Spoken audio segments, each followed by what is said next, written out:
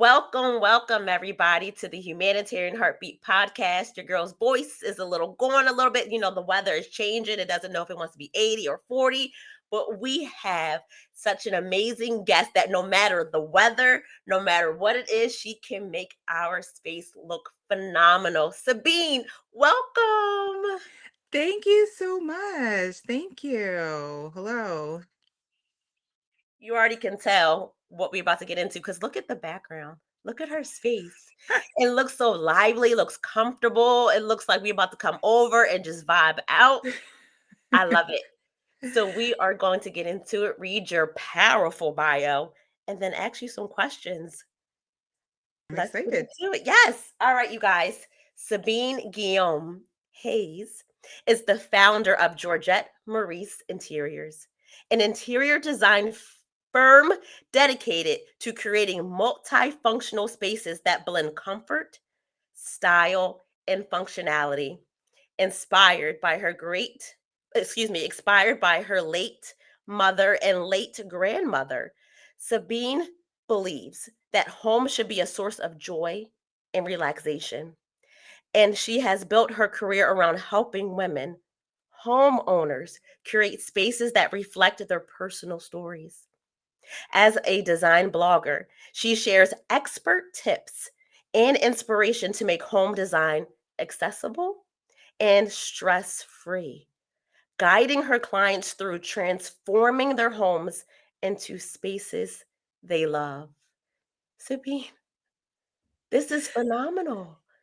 Wow. I'm like, you reading, I'm like, wait, wow, who is that? You said that's me. That's me. The first question I typically ask all my guests is, who do you say you are?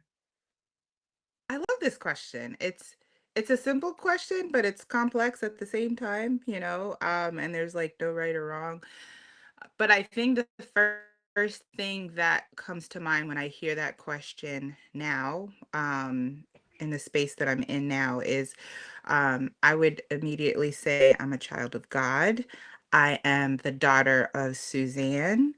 I am a creative that appreciates the gift of life while navigating the unknown.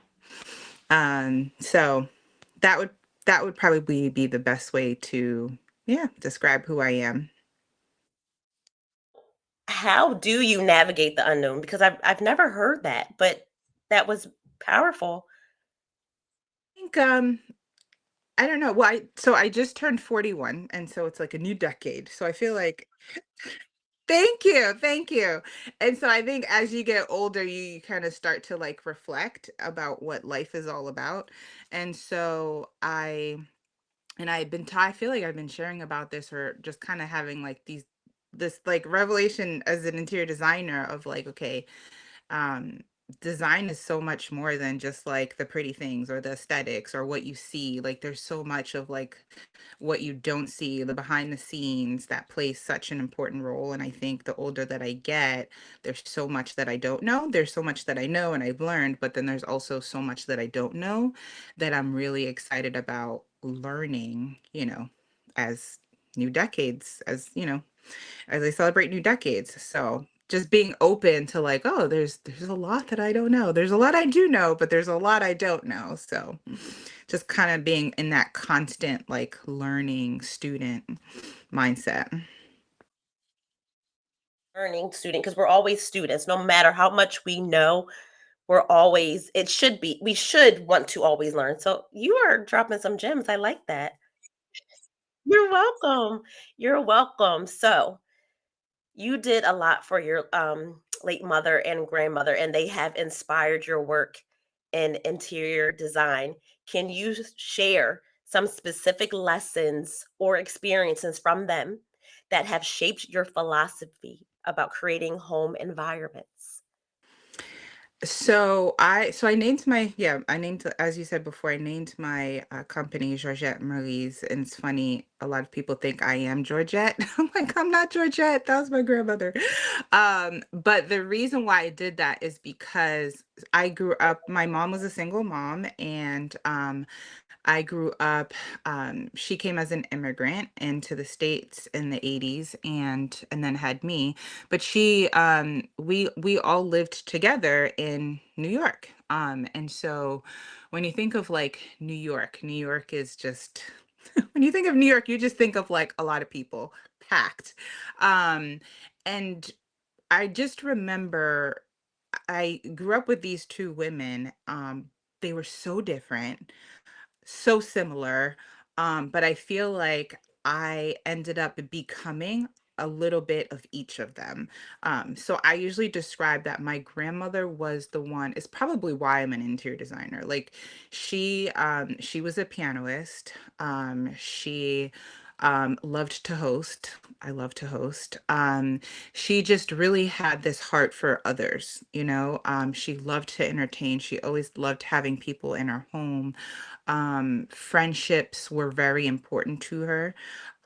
And that was one thing that she used to always stress with me is like cherish your friendships. Like you don't need a lot of friends, but you know, the friends that you do have, like really cherish them. And just really having that heart of caring for others. And then she just had this like really just this elegance about her, like this natural elegance, simplistic elegance, the way she carried herself. Um, from the way that I mean, she had like a one-bedroom apartment in Manhattan. And I still remember every time we used to go visit her when I was, you know, when we eventually had moved to Boston, just feeling like, oh, even though it was a small space, just thinking like, oh, I love being here. And she used to, you know, she always had like this I guess this appreciation for the finer things in life as well. So I kind of probably got that part from her. But then all of that is like balanced by my mom, um, who was like the second of 10 kids. And my grandmother, who I say Georgette, was actually not my biological grandmother, but she was my mom's godmother. And so long story short, I was raised by both of them. But my mom had a very like heart. She just had a great work ethic. She was had this very casual, I guess simplistic lifestyle about her, like less is more. She just made sure that everything that she had, that she appreciated. And my grandmother stressed friendships, but my mom stressed family, you know, and family was very important. And she actually started the tradition in our family with Thanksgiving, because Thanksgiving is not really something they celebrate in the islands. But as we had more family that immigrated to the States, she started the tradition of hosting dinner parties. And I love hosting dinner parties. And so um, I kind of got that from her. I got also the just the I guess the developing the character of being unapologetic, you know. Ooh. And so my mom was Haitian, my dad was Cuban. Sac But then there was passe. yeah, sac passe. So I always had this like not fitting in type of, you know. And so I always felt like I wasn't Haitian enough. I Mm, wasn't Cuban enough because I didn't grow up with my dad, so I didn't grow up around that culture.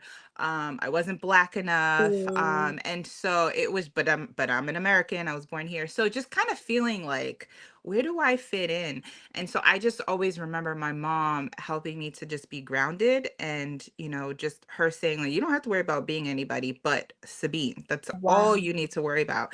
And so I think that I've carried that. I carried that into art school where there weren't that many people in art school that looked like me.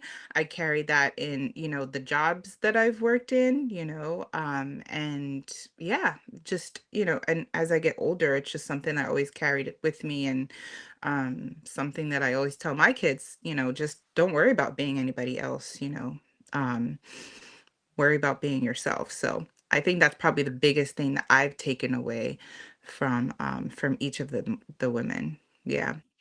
And how does that translate into your designs? Because you have a beautiful, vast background. I mean, Haitian, Cuban, and like even though you said you didn't grow up with your father, but just that's in you. Like, how does that translate into your designs? Oh yeah, absolutely. Um, I think it really, well, one, I feel like it's made me appreciate everybody's stories. So one of the things that I usually do with my clients is I try to figure out who they are, like how do they live? What's their personality? Because they live very different from me, but yet I'm entering like their sacred space. I'm entering their home. This is where they let their hair down. This is where they kind of retreat after a long day. And so, because I'm entering their haven, I want to get to know as much as I can about them and their backgrounds. And I get that from my mom and my grandmother. And so, just really being curious of people and really listening. And because if really as a designer, you're just listening. You're listening, but then people are hiring me because of my expertise, because of my opinion, right? Because it's something that they can't figure out to do on their own. So I'm taking all of that. I'm taking my expertise. I'm also taking the things that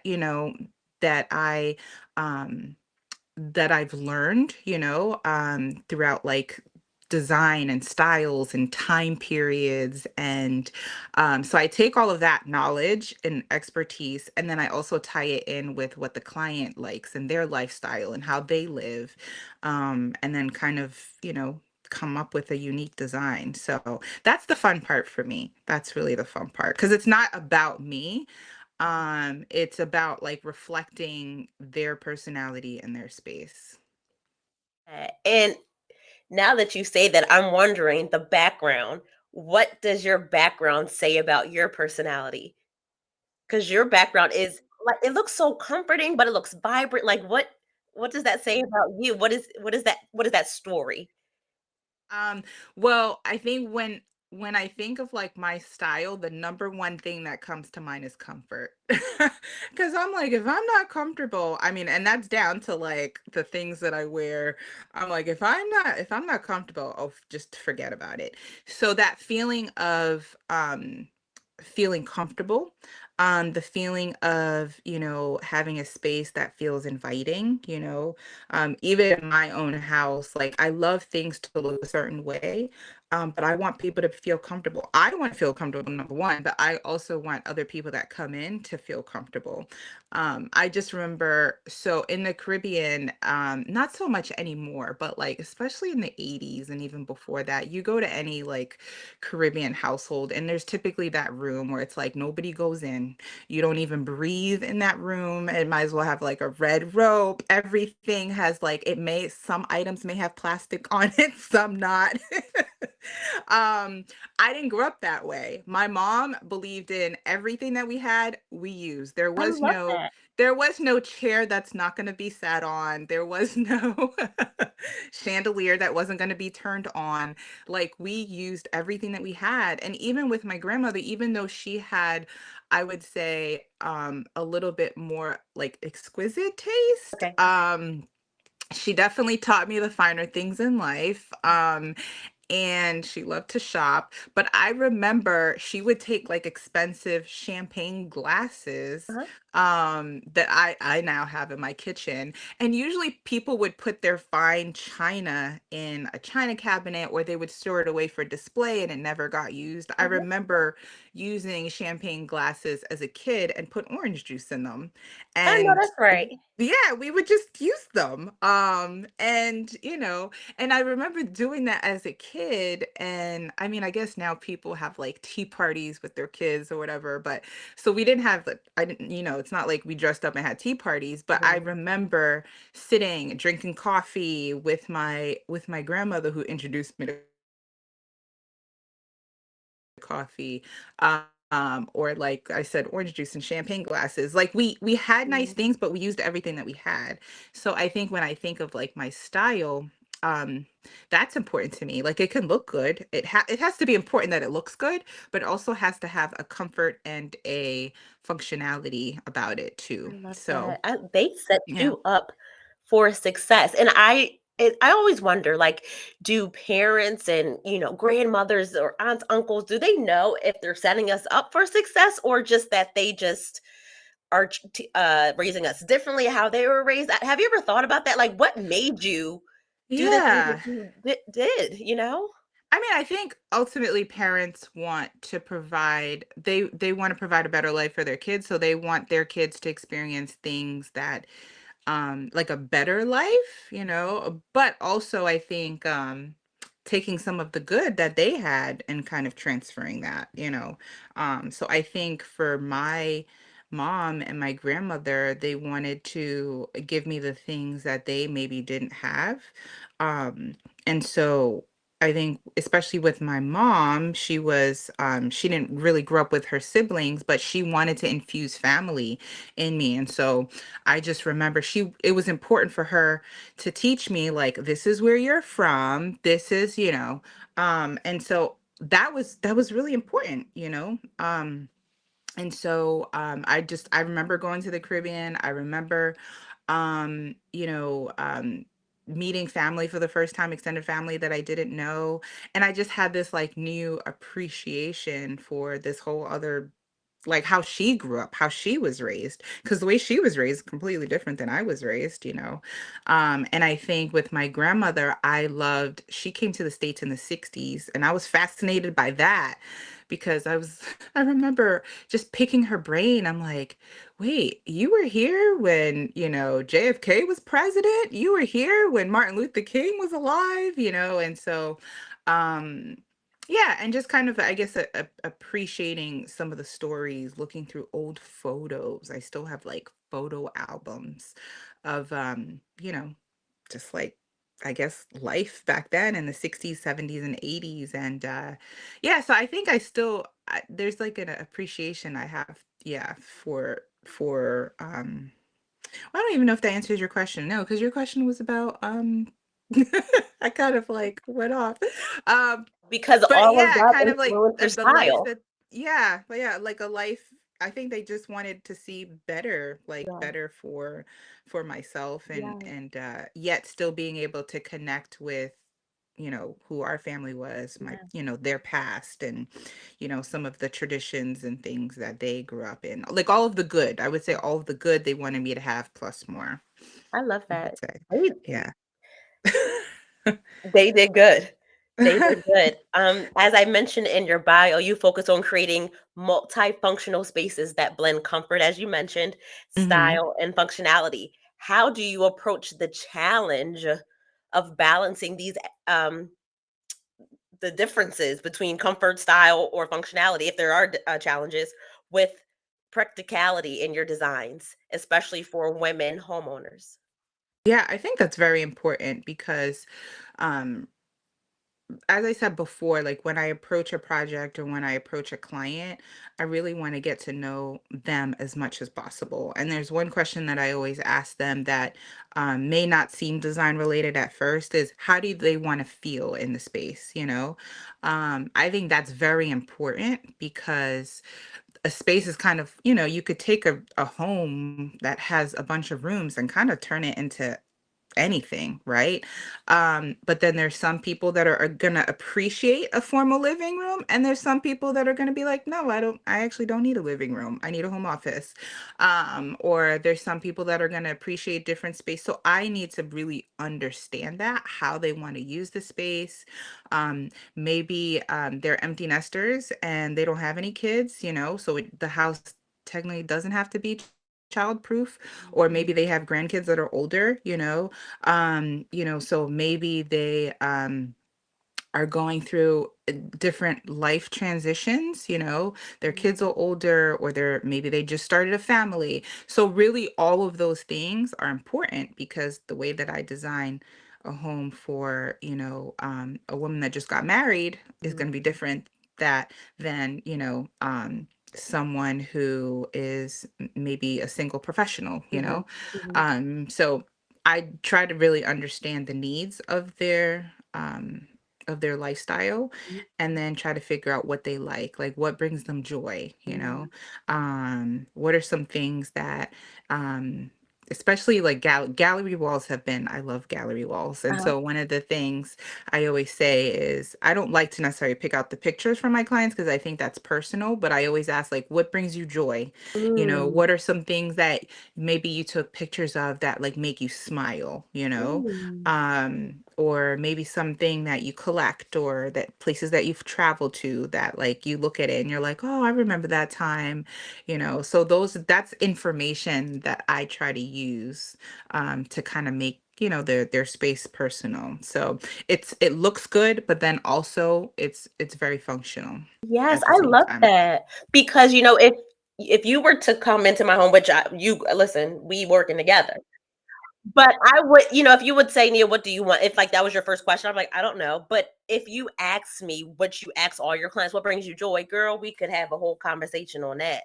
So that made me smile because it's not often that I think people really recollect what brings you joy. But I mean, whew, we can go down a rabbit hole. What brings me joy? And because that brings me joy, I want to be in that space that always brings me joy.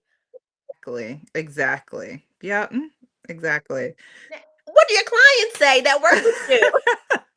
And it's this balance a lot of times between okay, can I get something off? Because oftentimes they look on Pinterest or they look on House or they look on Instagram or they're at their girlfriend's house and they're like, oh, my girlfriend has this and I really want this. And I think that this is going to be like beautiful. And I want like, you know, X, Y, and Z, that chandelier or their kitchen cabinets look this way. Or, oh my gosh, I saw their sofa at this house. And it's like, okay, that's great. And that's great that you loved what they had, or that's great that you loved what was on Pinterest or was on Mhm, Instagram. All of those are great inspiration. It doesn't mhm. mean you have to have the same That's thing though, true. you know? You can have something, but first of all, how are you going to use the space, you know? Mhm, So that's why I always say like I appreciate trends, but I never want to design a house or a space based off of trends because trends come mm. and go, Right, you know? Trends come and go. Like all white is still in. But in a couple years, probably nobody's gonna have all white right, kitchen, you know? right, And right. so I think and gray was in, you know, and now, you know, they're other neutrals, you know. Yeah, I think everybody used to paint their walls tan and yes. then it went from gray and then, you know, now it's like people are sick of gray. So it's just it trends are always going to come and go, but you have to I guess be intuitive of like, okay, what is it that you like? What is it that, you know, so don't worry necessarily about what everybody else likes. Maybe you can make a note of like, oh, I really like the way that they had that wall sconce on the wall. So you can make a note of it, but it doesn't mean you have to have the same exact thing. So Said before that you've mentioned that you didn't fit in, and your mom and grandma was like, "Don't worry about that. Who are you? Stay grounded." So yeah, you bring that to your clients too. yeah, I love that.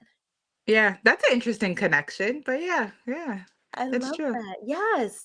Can you share, I mean, I know you got a million, but like one project or one story where a client was like, "I'm not sure," or, just they went from maybe not really sure about this process and then you hit it on the nail, or just any memorable moment where it was like, "Yeah, this is it."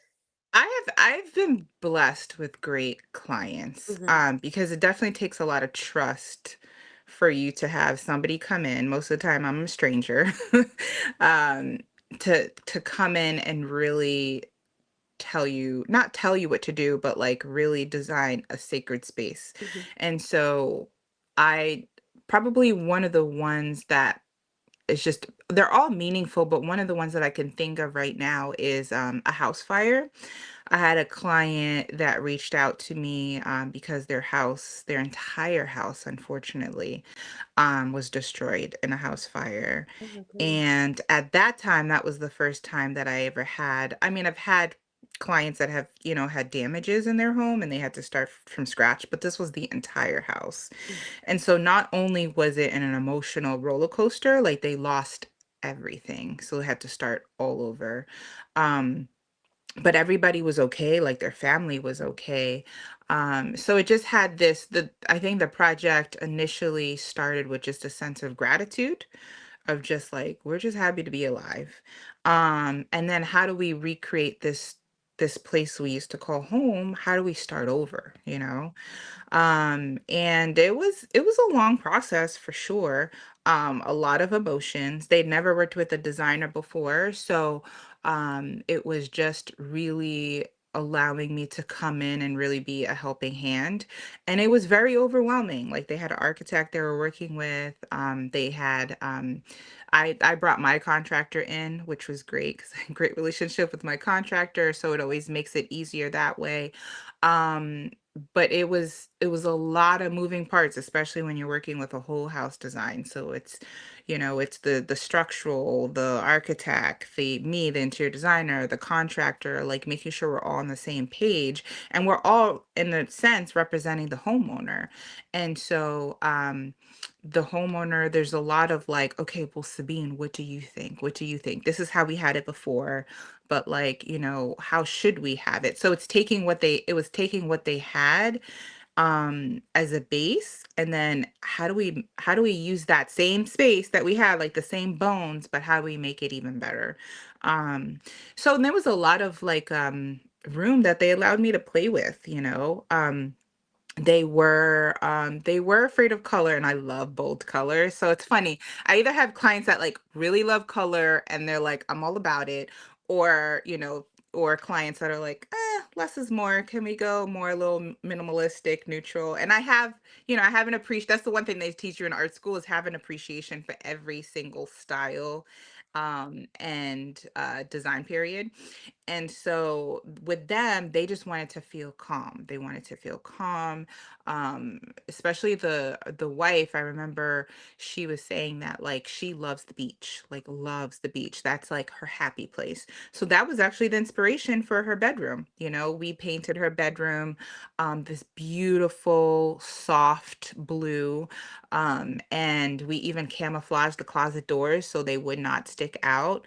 But yeah, it was, and then the wood that we chose for the headboard was like this driftwood tone that kind of remind you of, some of the tones that you would see like on the shore. So we kind of brought all of those elements in her bedroom, but of course her kids' room had a different theme. And so we kind of would talk to the kids like, what do you like? How do you want your space? What do you want to do in your space? Okay, you like to draw. Okay, you like Minecraft. Oh, okay, you like, so it's really all of those different elements. And Mhm. then that was probably the best example of a multifunctional space Wow, because yes. that living room, I remember their living room, they were like, yeah, we need this also to be a guest room. This is Uh-huh. our main living room. But then we also need a desk because her husband sometimes works from home, and they want to use their dining room as a dining table instead of like Mhm. half office, half dining. So we had to like infuse a desk in the living room, but that wasn't an eyesore. They loved Sure. books.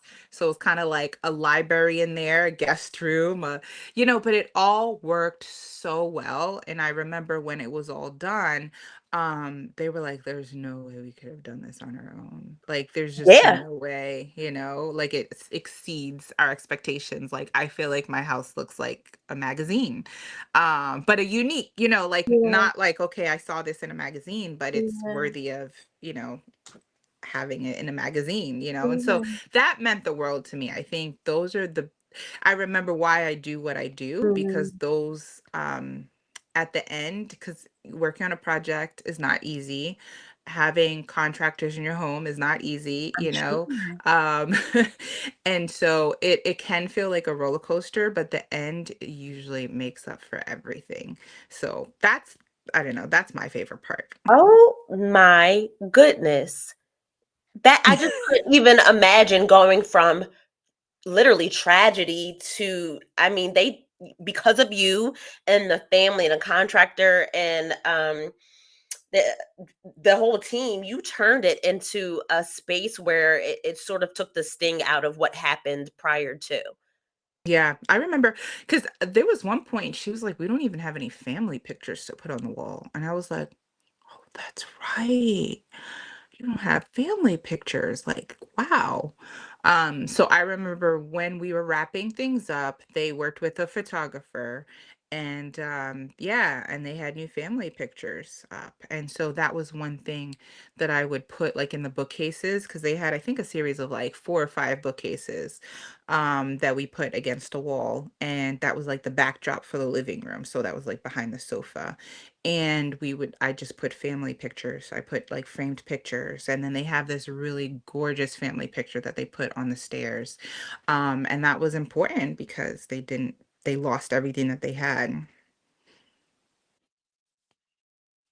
Hitting home that your job is, I don't wanna say all about, but a big part of it is storytelling, and that's what you've been saying. You've been saying this all the time, but I don't think I've ever woulda made the connection before.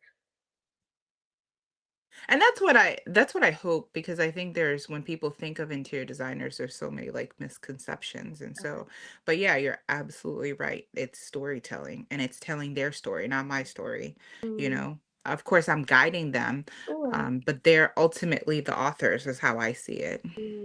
Is that what made you start blogging?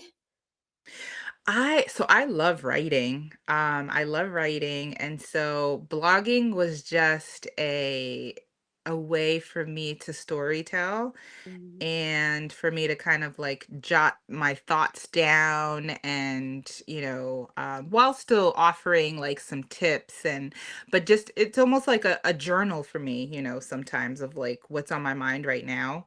Right now I've been talking a lot about how to create mindfulness in your space, how to create a calm space, and that's probably because I've been focusing a lot on my candle line that I launched this past year. And then I have like diffusers that are coming out because I love candles and I love scent. And so I've just been talking a lot about like calmness and mindfulness. And like even where I'm sitting, this is like my little corner, like my little, not self-care corner, but it's like my little nook. And so I tend to have one in just about every space. And I love creating those even for clients where it's like, okay, this is just a little it could be a reading corner, it could be a sitting corner, it could just be like I need a minute corner. Um, and so I try to kind of create those in client projects, um, but yeah. Wait, I forgot what your question was again, no, but because we wanna run this back. Number 1, okay, we're gonna run back the candle diffuser, but my first question, because you said it like, "Oh, by the way," no. My first question is, have you created, prayer closets for clients? Because when you just said your corner, I was just almost thinking of a prayer closet or a meditation closet or a Mhm. mindfulness is that something that, um, is important or that you do? Or obviously you can do, but have you done that before? Yeah, it's funny. So the place that I'm like in my corner, and I have one also like in my bedroom where I just kind of, yeah, that's where I call it I just call it my quiet corner. And sometimes it's like for me, I'm a woman of faith. So for me it's like, okay, this is where I'm just gonna sit and read my Bible, or I'm just gonna sit and pray, or I just need to sit and be quiet from Mhm, everything that's going on. So I just put my phone on disturb and I just need a minute. But to answer your question as far as doing it for clients, I do to a certain degree. So I kind of go based off of their needs, right? And the beauty of working with my clients is that they're so different. mhm, And I learn so much from them as they're learning from me. And so the beauty of going into people's like sacred spaces is that everybody's different, mm, and that means that can mean a bunch of different things. I remember one of my clients was Hindi mm, and Indian, and so I've worked with a good number of Indians, and just learning about the Hindi religion, and even though I'm a Christian, that was very interesting because I would get information from them. I was like, okay, well, what is important to you? Now, I would say I have had clients that have turned their closets into prayer rooms. Uh-huh. So I let them do the specifics because I don't want to get it wrong. I have actually before. I had a client that very respectfully told me that I put a statue on the wrong wall. Oh, So I was just like, you know what? There's certain things that yeah. I just leave to the, you Yeah, know. yeah, yeah, yeah. I get that, I get that, but it was kind that they said that because It was we so don't know what we don't respectful. know. I was like, "Oh, yeah, clearly." Um, but so I let them do the specifics. So I have had clients that have done prayer rooms, prayer closets. So I let them do the details, especially if it's a different, if it's a different religion Yeah. than me. However, I think with like meditation spaces, with just kind of like a overall, especially nowadays, um, just I've had women that have wanted to turn their home office and had a corner for them to just be able to sit on the floor and just stretch and maybe meditate, maybe journal, So I've created like those types of spaces as well. But yeah.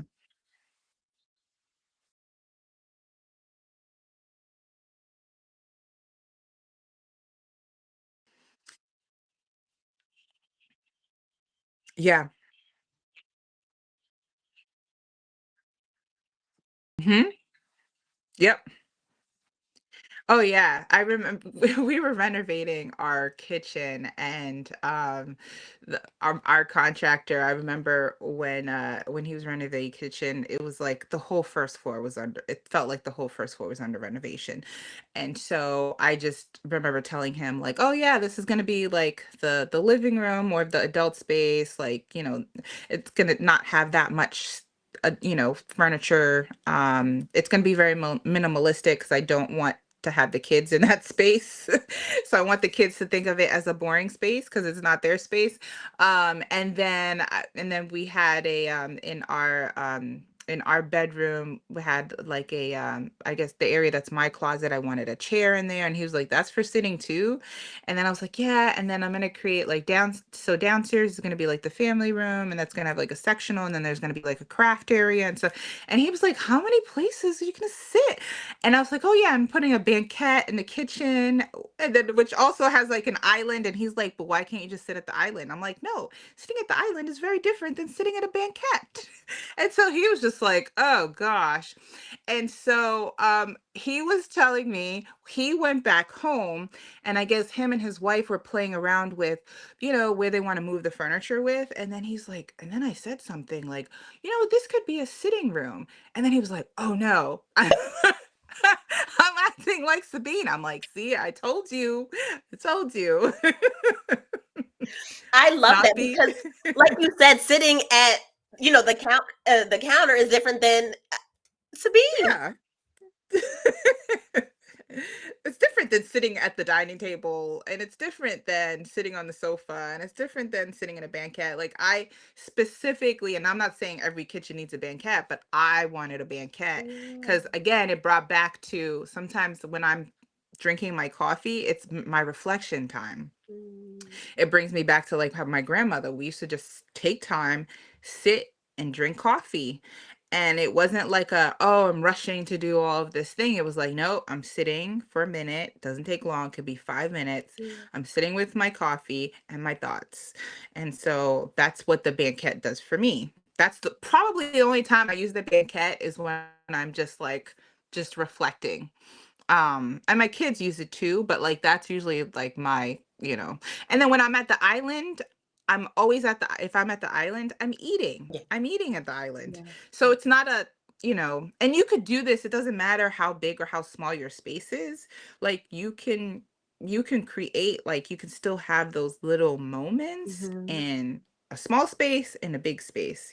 So I love that. And what made you create candles and diffusers? I mean, because you thought I forgot and I didn't. Tell us tell us about that. Yes. so I So yeah, I'm obsessed with candles. I always have been. I am really big into like giving my clients gifts. And I remember for 2020, I worked with there's a place in Philly where you can make your own candles. Loved them, loved the owner. And I remember for 2020, I was asking him, can you create, because everybody was home, can you create certain candles for like I think I took my clients that I was working with at the time, right? Or had just wrapped up, right?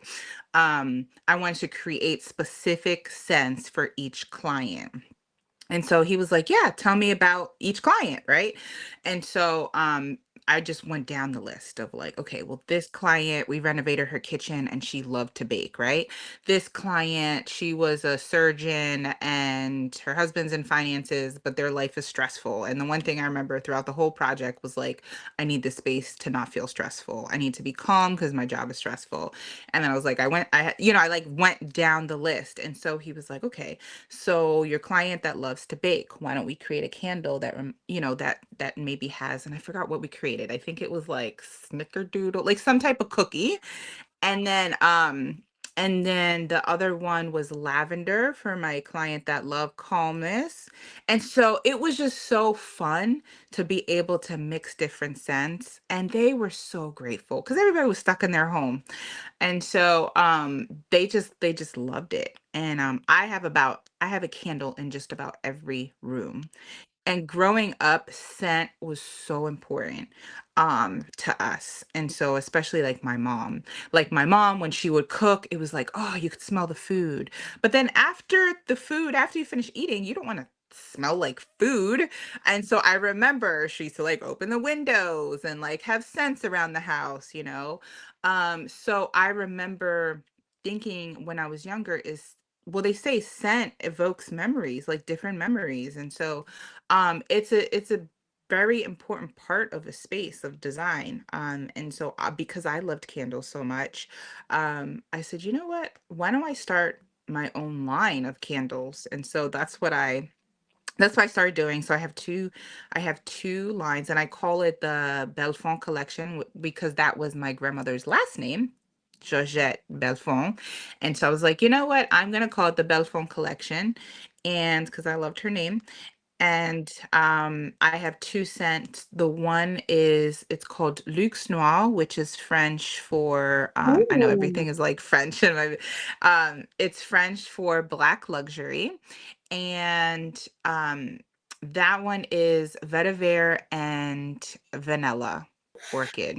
So that one is just, I'm unbiased, so I don't really have a favorite, but I know that that smells good.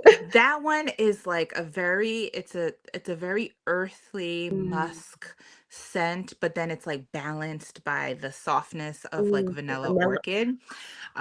So that one I love. And then there's the second one, which is elegant, which is French for elegance. And Oh, that that's one is Sabine. bergamot and matcha tea. And so those two scents I launched in candles in the summer, but they're exclusive. So I make them in small batches. And then when I sell out, I sell out. And then I may not make any more for like 6 months. So it's kind of one of those things, get it while you can, because you don't know the next time you'll be able to get it. So I sold out of the candles, and so now I am launching diffusers. Just because not everybody loves candles, but everybody's rooms should smell wonderful They need and be able to to. yeah, and experience, the Belfont collection. So I just came out with diffusers and room sprays.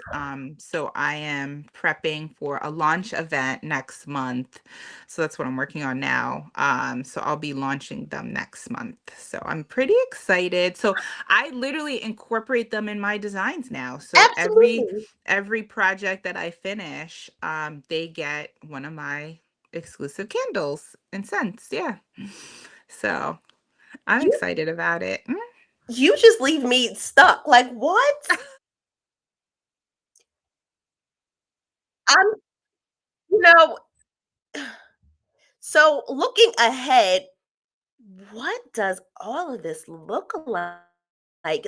Like, where do you see yourself in 5 years? Like, are your candles diffusers in, I don't know, Bath and Body Works, or are you doing designs for this person, or what does the future look like for everything that you're doing? Yeah, I think I've really had to, like, every so often, I really have to kind of pause, right? And pause and just kind of reflect because stuff could just life is just, going by so fast. And sometimes I really have to stop and reflect, okay, what is it that I want? What is it that because again, just like I always say, a client's home shouldn't look like anybody else's. I know that my business looks different from anybody else's. So it's like, what do I want? Who do I want to serve? So when I'm looking at the future, I really want to do more collaborations, just because there's so many incredible,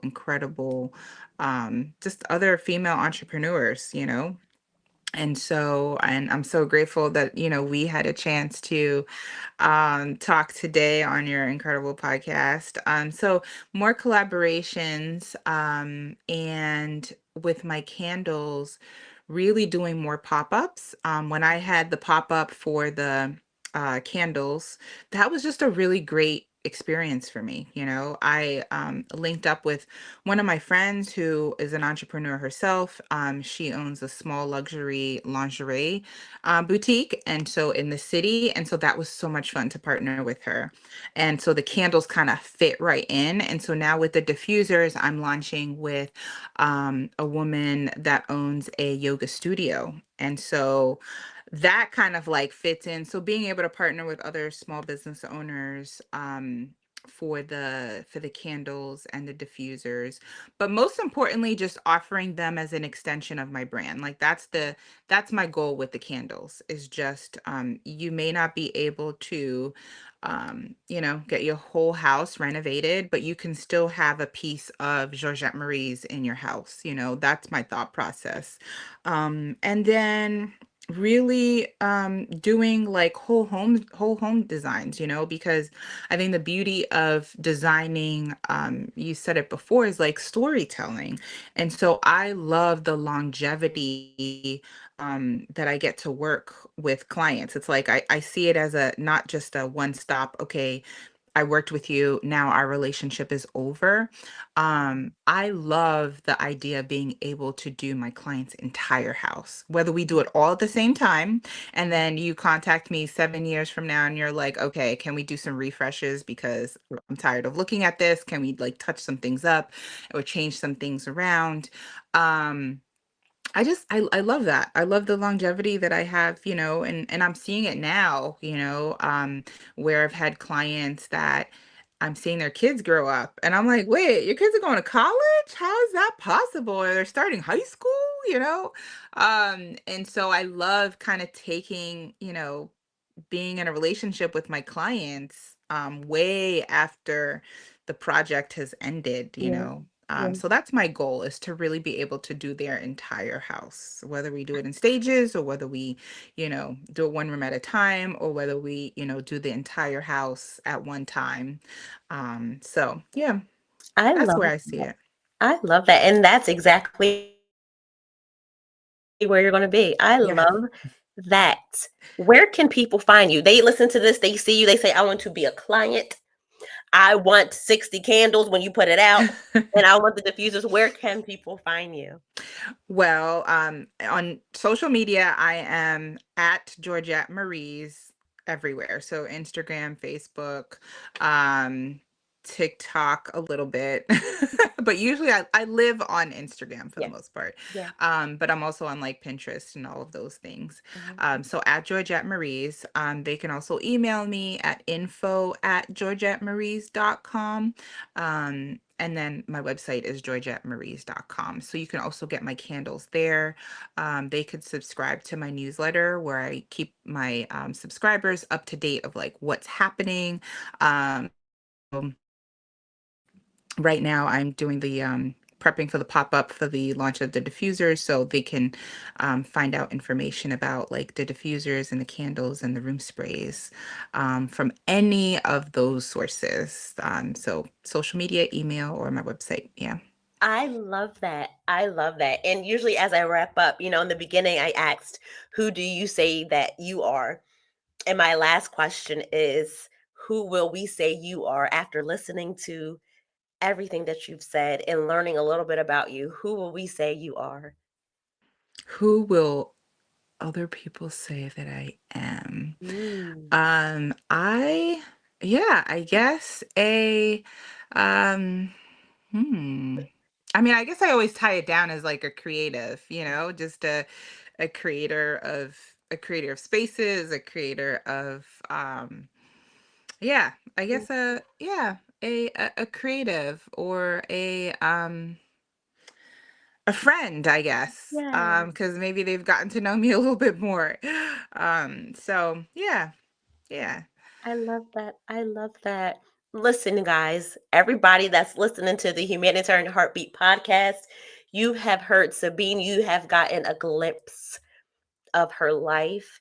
You know why she is this phenomenal interior designer, this amazing creative who has not only done fantastic and functional and stylish and calming designs, also has candles and diffusers. You go on any platform, Georgette Maurice, and you get to tune in and really become a client, become a friend, become someone who needs a space, and that's all of us, that represents ourselves. And you do not want to miss this opportunity being a client of Sabine. Don't miss this opportunity. I'm trying to tell y'all, don't miss it. And Sabine, I have to end by saying, I know that your mother and grandmother are so proud of you because you are wearing their legacy well. Thank you. You're Thank you. welcome. I appreciate it. Yeah, Absolutely. I appreciate it. I'm grateful. I'm grateful that I had them, as role models. So Yeah. Yeah. Thank you guys for listening to the Humanitarian Heartbeat podcast. Listen, I'm going to end with this because I'm going to need for y'all to write it down. Tell Siri to store it on your phone. Georgette Maurice. We'll see you soon. Bye, guys. On behalf of everyone here at the Humanitarian Heartbeat podcast, we thank you, the listeners. You could be doing anything else with your time, but you decided to spend time with us. And for that, we thank you. We feel so special. To our guests, thank you for taking the time out of your busy day to impart wisdom, information, and knowledge. What a blessing that is.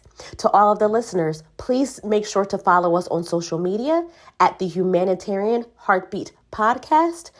Of course, you can listen to us on your favorite platforms. Find us on YouTube and make sure that no matter what you do in this life, you follow your heart. God bless.